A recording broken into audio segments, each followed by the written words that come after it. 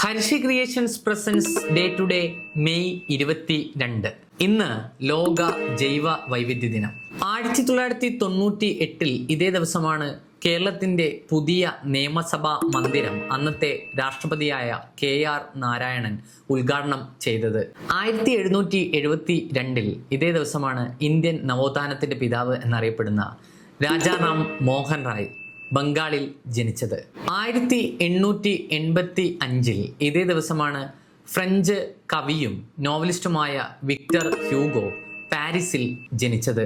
1859 May 22 Sherlock Holmes എന്ന മഹാ കഥാപാത്രത്തിന്റെ പിതാവായി അറിയപ്പെടുന്ന സർ ആർതർ കോനൻ ഡോയിൽ ജനിച്ചത്.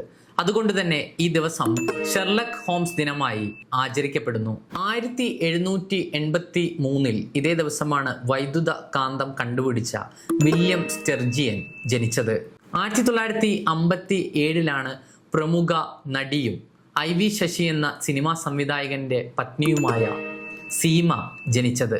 2010 ഇതേ ദിവസമാണ് ജോർദൻ റൊമേറോയ്ക്ക് എവറസ്റ്റ് കീഴടക്കിയ ഏറ്റവും പ്രായം കുറഞ്ഞ വ്യക്തി എന്ന നേട്ടം ലഭിച്ചത്. 13 വയസ്സായിരുന്നു എവറസ്റ്റ് കീഴടക്കിയപ്പോൾ റൊമേറോയുടെ പ്രായം.